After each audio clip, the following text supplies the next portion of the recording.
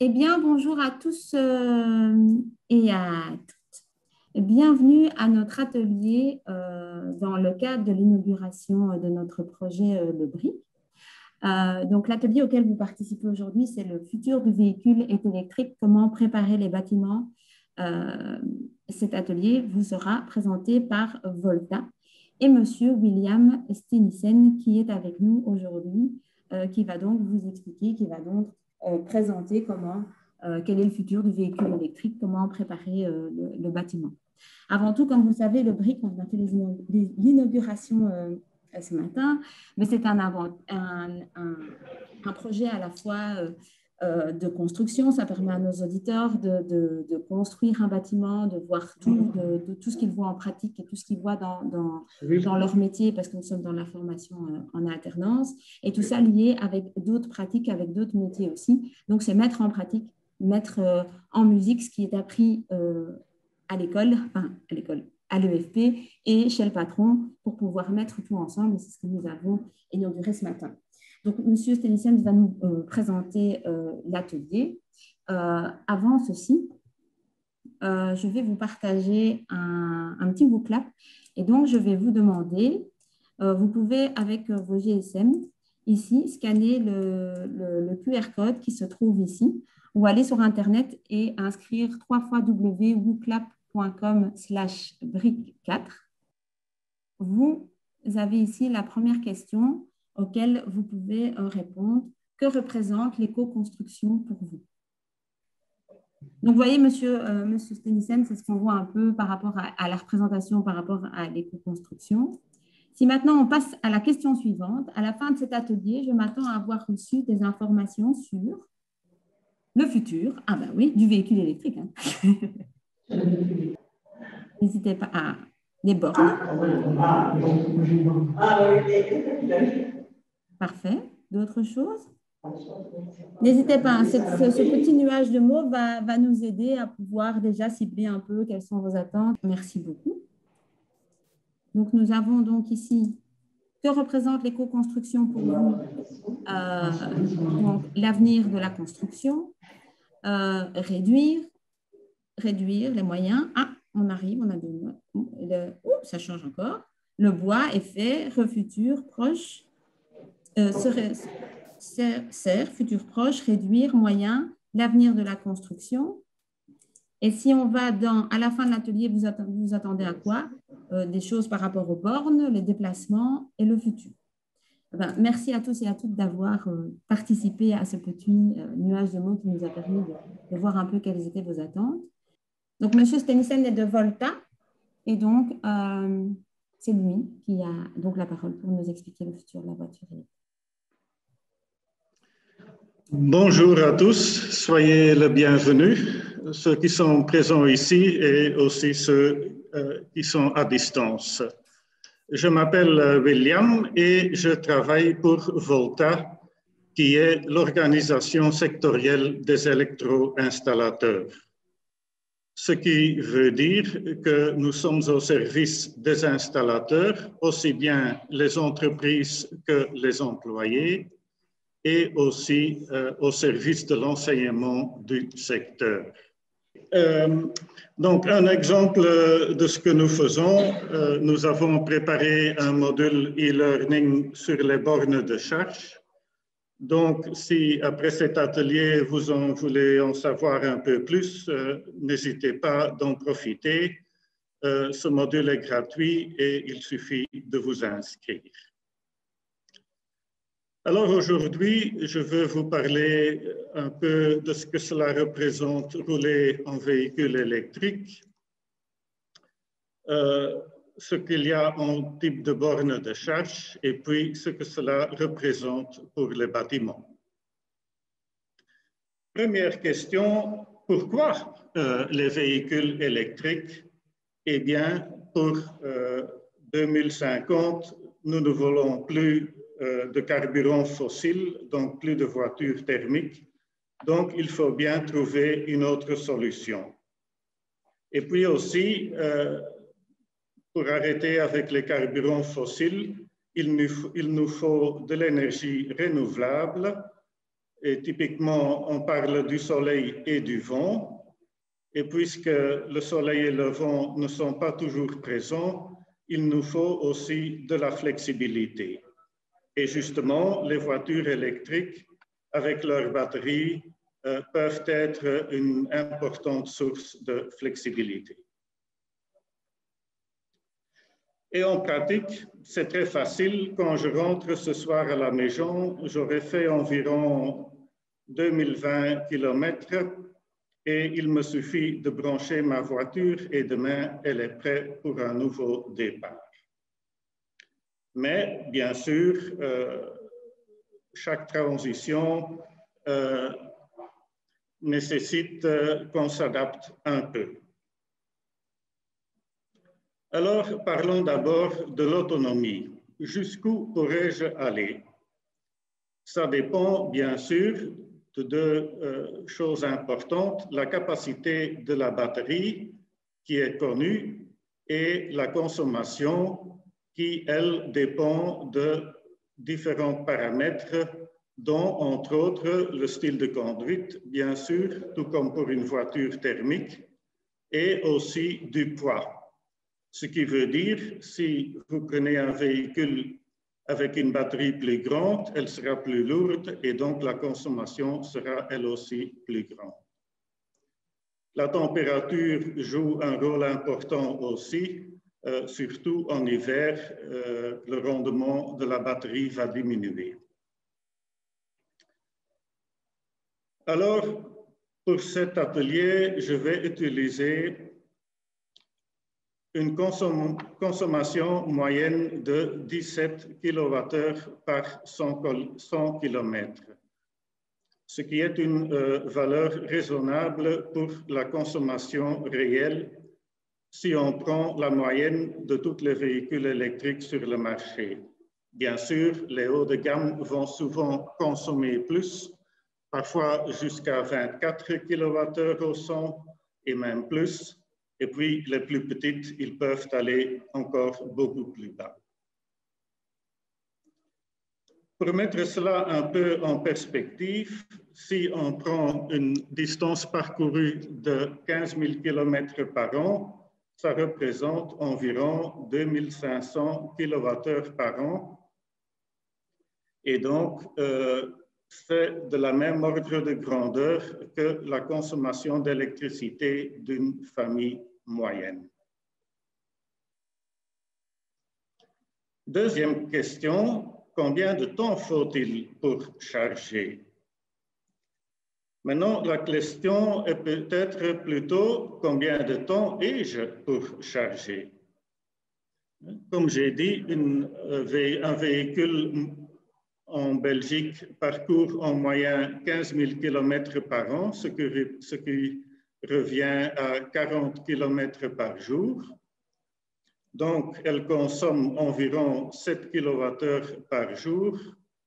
Et si vous avez toute la nuit pour charger, 1 kW vous suffit. Mais d'un autre côté, partons en vacances, c'est toujours agréable. Et nous acceptons, et si vous pouvez, si vous acceptez de vous arrêter tous les 2 heures, ce qui est la recommandation des services de sécurité routière pour des raisons de sécurité, et vous espérez parcourir 200 km en 2 heures et vous reposez alors pendant une demi-heure. Alors, on va faire le calcul avec une consommation de 20 kWh au 100, ce qui est un peu plus que le 17 que j'ai montré auparavant, parce qu'on va surtout rouler sur autoroute, sinon on n'arrivera jamais à 200 km en 2 heures. Donc la consommation totale serait 40 kWh. Et pour cela, il nous faut une batterie de 57 kWh. Pourquoi autant de plus? Eh bien, il y a 2 raisons. D'abord, nous ne voulons pas nous arrêter sans une certaine réserve et pour cela, j'ai pris 10%. Et puis, en charge rapide, le rechargement s'arrête en fait à 80% de la capacité, parce que pour les derniers 20%, ça va toujours prendre beaucoup plus de temps, environ 1 à 2 heures pour le reste.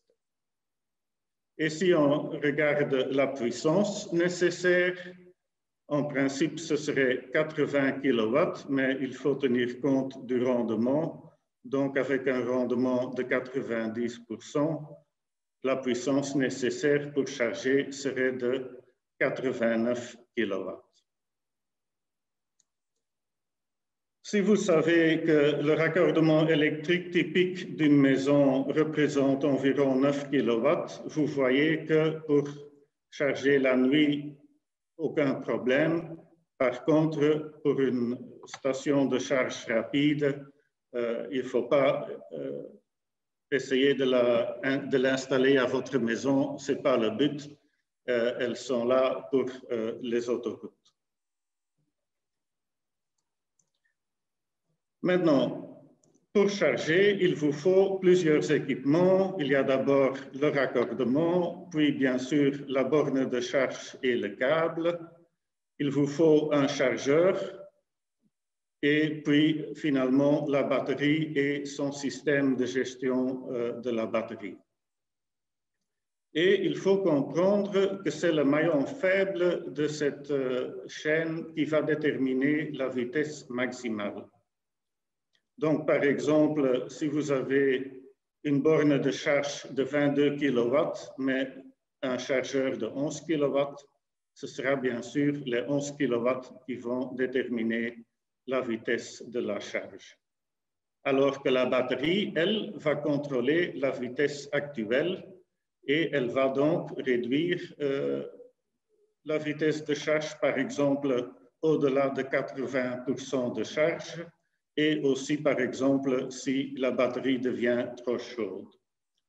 Donc, si vous achetez une voiture électrique, il est toujours bien d'une fois regarder le système de refroidissement de la batterie. Et puis, les différents modes pour charger. Les deux principales sont le mode 3 et le mode 4. Et quelle est la différence? En mode 3, la borne de charge connectée au réseau va donner du courant alternatif à la voiture. Dans le chargeur, le courant alternatif est converti en courant direct pour charger la batterie. Alors qu'en mode 4, on va mettre le chargeur dans la borne de charge, ce qui permet d'installer un chargeur plus lourd et donc on va fournir directement du courant direct à la voiture qui va directement dans la batterie sans passer par le chargeur de bord. Et puis il y a encore le mode 2 qui est en fait à considérer comme un mode de secours où vous pouvez utiliser une prise de courant à utilisation générale. Et tout au début, il y a 10 ans environ, il y avait encore le mode 1, mais celui-là est interdit maintenant. Alors, regardons maintenant les différents éléments dont vous avez besoin pour charger. Et d'abord, le raccordement. Comme vous le savez, il y a deux types de réseaux électriques. Il y a le réseau de 400 volts à conducteur neutre et il y a un autre type de réseau à 230 volts sans conducteur neutre. Alors, si vous avez la chance d'être connecté au réseau 400 volts, aucun problème pour charger, aussi bien en monophasé qu'en triphasé.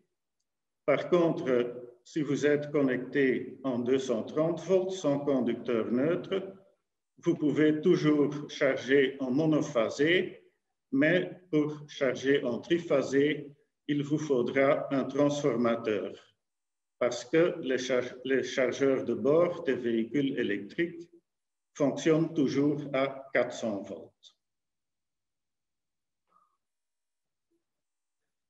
puis les différents points de charge et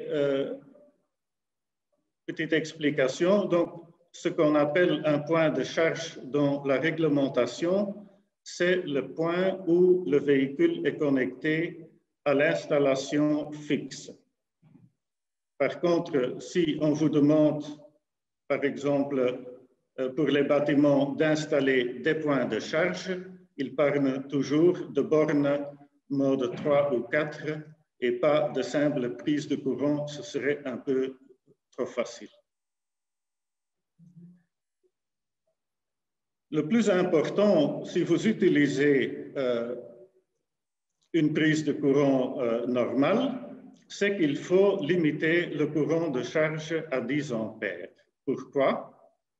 Les prises de courant normales sont bien homologuées pour 16 ampères, mais les tests d'homologation ne durent qu'1 heure à 16 ampères. Alors, il y a des prises de courant sur le marché qui vont devenir trop chauds si vous utilisez 16 ampères pendant plusieurs heures de façon continue. Pas tous, mais il y en a. Alors, ils deviennent trop chauds, ils vont se dégrader un peu. La deuxième fois, elles vont devenir encore plus chauds et après un certain temps, ils risquent de prendre feu. Donc, il est très important de toujours limiter le courant à 10 ampères dans ce cas. En principe, vous pouvez aussi utiliser une prise de courant industrielle.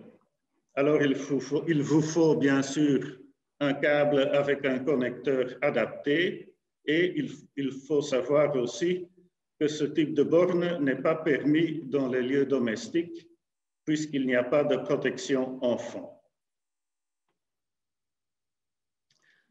Alors, sans doute la borne la plus importante pour le bâtiment, c'est le mode 3. Et vous avez des bornes de 16 et de 32 ampères qui donnent donc les valeurs de puissance que vous voyez ici. Il est très important de comprendre que c'est en fait le courant qui est le facteur limitant. Donc, si on parle d'une borne de 11 kW, ça veut dire 11 kW en triphasé, mais en monophasé, elle ne donnera que 3,7, soit 11 divisé par 3. Maintenant, qu'est-ce que ça représente en vitesse de charge? On peut faire le calcul, prenant une consommation, dans ce cas, de 17 kWh au 100 et un rendement de 90%. Et alors qu'on voit qu'avec une borne de 16 ampères en monophasé, on peut charger pour presque 20 km à l'heure, ce qui veut dire que pour la plupart des gens, s'ils ont toute la nuit pour recharger leur voiture, ça devrait suffire. Bien sûr, avec des bornes plus puissantes, ça ira plus vite.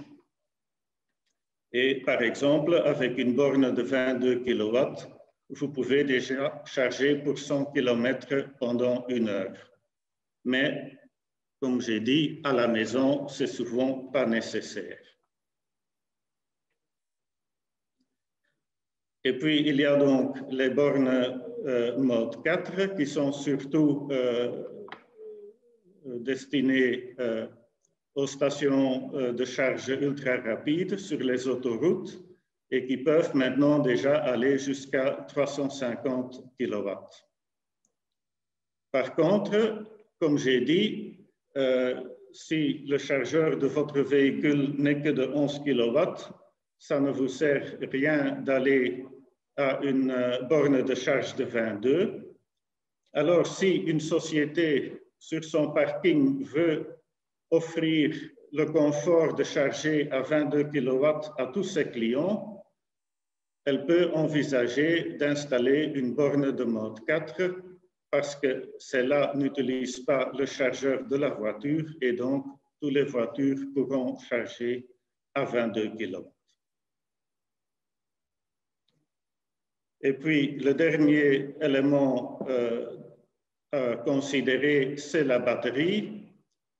comme j'ai déjà mentionné, entre 0 et 80% de charge, elle va se charger plus ou moins à vitesse constante. Et on peut considérer que la puissance maximale est environ 2 fois la capacité de la batterie. Bien sûr, la puissance est exprimée en kilowatts et la capacité en kilowattheures.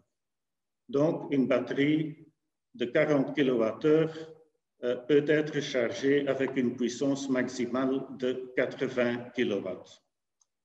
Si vous allez au-delà, vous risquez d'hypothéquer la durée de vie de la batterie. Maintenant, ce n'est pas une limite fixe. Avec les derniers développements, on parle déjà d'aller jusqu'à 4 fois la capacité. J'ai une fois eu l'occasion de parler avec quelqu'un qui travaillait sur les voitures de course électriques et eux, ils allaient jusqu'à 15 fois la capacité, mais après 100 cycles de charge, la batterie était foutue. Et donc, pour les derniers 20 km, il vous faudra, les 20 derniers pourcents de la batterie, il vous faudra toujours 1 à 2 heures. Et donc, c'est le système de gestion de la batterie qui va surveiller tout ça. Venons maintenant à la réglementation. En région de Bruxelles-Capitale, il y a maintenant une réglementation qui est en vigueur depuis mars, qui dit que pour les parkings à partir de 10 places, il faut les conduits pour permettre l'installation future des points de recharge et aussi un point de recharge et un local technique où on pourrait installer une cabine électrique haute tension s'il y en a besoin. Et quelle est la philosophie de cette réglementation? C'est que en prenant les prévisions nécessaires, on peut gagner beaucoup en coût total. Et j'ai ici les résultats d'une étude qu'on a faite en Allemagne où on parle d'un coût de 2 500 € pour installer une borne de charge dans une maison existante, alors que dans une maison nouvelle, pour prévoir les conduits, ça coûterait environ 400 € et la même chose pour l'installation effective. Et donc, le total n'est que de 800 €, ce qui est 3 fois moins que dans le cas d'une maison existante. Donc, ça vaut vraiment le coup de faire les choses en avance. Et qu'est-ce que cela veut dire maintenant, les conduits nécessaires? Ce n'est pas vraiment détaillé dans la réglementation, mais vous pouvez penser aux choses suivantes. Dans un parking, il vous faudra une fosse de connexion, puis le câble ou un tuyau pour passer le câble par après. Ce câble doit être protégé par un disjoncteur et un interrupteur différentiel et il vous faut un par point de connexion. Et donc, si vous avez une borne de charge à 2 points de connexion, il vous faut 2 interrupteurs différentiels et 2 disjoncteurs. Et donc, pour le parking ici, avec 20 places, il vous en faut 20. Donc, il vous faut aussi un tableau de distribution et bien sûr le câble d'alimentation pour ce tableau. Puis, il faut un câble de données parce que vous en aurez besoin d'abord pour la facturation, pour repartir les coûts sur les différents utilisateurs, mais aussi pour pouvoir installer un système de gestion d'énergie. Et bien sûr, si le parking est à l'extérieur, n'oubliez pas les passages dans le mur.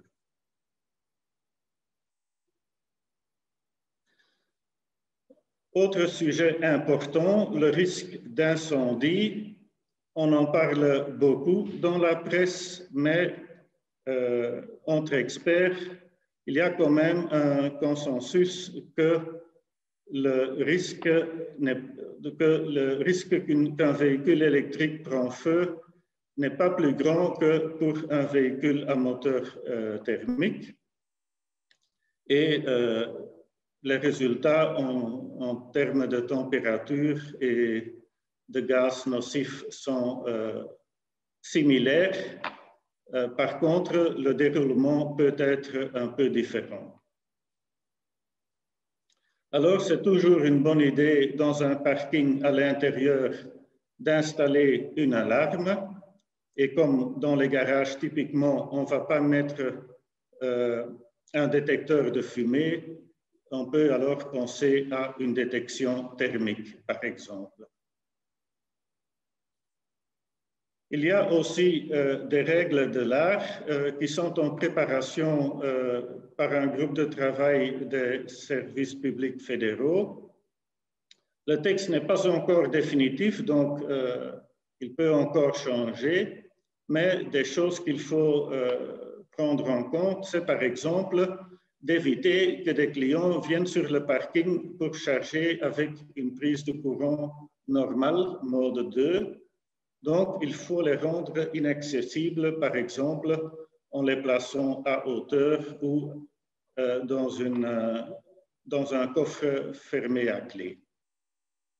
On demande aussi de mettre les bornes de charge le plus près possible des accès voitures du parking et on demanderait à partir de bornes de charge de 50 kW une détection d'incendie automatique. D'accord. Et puis, on peut se demander, bon, j'ai maintenant un parking de 20 places, combien de puissance est-ce qu'il faut prévoir? Ça dépend, bien sûr, du cas par cas, mais il y a une règle qui dit que si c'est un parking de court séjour, ce qui voudrait dire où les gens restent moins de 5 heures, il suffit d'installer la moitié de la puissance totale des bornes de charge. Alors que pour un parking long séjour, un quart de la puissance totale devrait être suffisant. Pour cela, il faut bien sûr pouvoir repartir la puissance disponible sur tous les chargeurs et il est donc important de les connecter tous au même compteur électrique.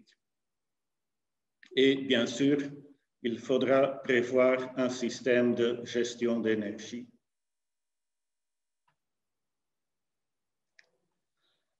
Et qu'est-ce qui va se passer si tout le monde roule en véhicule électrique en 2050? Est-ce que le réseau pourra tenir le coup? Eh bien, si tout le monde veut charger en même temps, ce ne sera pas le cas, bien sûr. Donc, il faut trouver des moyens pour inciter les gens à charger pendant toute la journée et pas tous ensemble quand ils rentrent le soir du travail.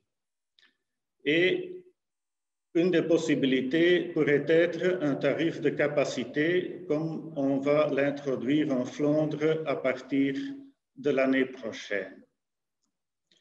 Le montant est pour l'instant pas encore fixé, mais il pourrait être par exemple 40 € par kilowatt par an. Alors, on estime qu'un ménage moyen a besoin d'environ 4 kW au maximum, sans voiture électrique. Alors, si vous voulez charger votre véhicule à 11 kW au moment de ce pic, vous allez devoir payer 440 € par an en plus, ce qui devrait quand même inciter la plupart des gens de charger leur voiture peut-être plutôt après minuit. Et à nouveau, pour être pratique, il vous faudra un système de gestion de l'énergie. Et si vous voulez en savoir plus, Il y a un site web intéressant qui s'appelle maconso-sous-la-loupe.be, conso bien sûr pour consommation. Et avec cela, je viens à la fin de mon atelier. Je voudrais encore vous dire, si jamais recharger votre voiture prend un peu plus longtemps que prévu, c'est peut-être le moment de prendre un repos. Je vous remercie pour votre attention et je repasse la parole maintenant pour la séance questions-réponses. Merci bien. Merci beaucoup, monsieur, pour votre présentation. Je crois que, déjà, moi, là, en termes, quand je voyais les attentes, réglementation, borne, énergie, futur, déplacement, j'ai déjà eu quelques réponses aux questions. Je vous propose, chers participants, d'activer vos micros et de poser les questions qui resteraient en suspens ou qui se sont éveillées durant la présentation de monsieur Stenissen. Donc, la parole est à vous. N'hésitez pas, allez-y. Vous auriez envie de partager quelque chose en plus si vous deviez dire, voilà, si vous avez une hésitation, je sais que vous aviez fait votre dernière slide en disant… Oui, enfin peut-être une chose que je n'ai pas soulignée, mais j'ai parlé de la puissance moyenne et de la distance moyenne.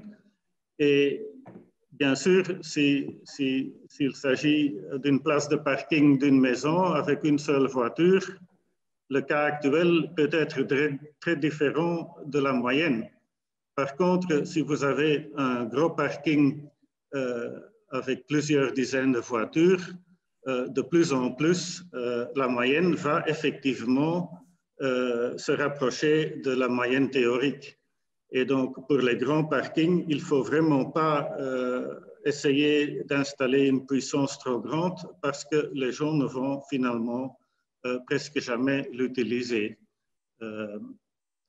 Bien sûr, par exemple, dans un appartement, les habitants devront trouver un accord comment ils vont repartir la puissance disponible. Est-ce qu'ils vont donner tout le monde le même volume ou si quelqu'un a vraiment une urgence, est-ce qu'il pourra avoir un peu plus de puissance?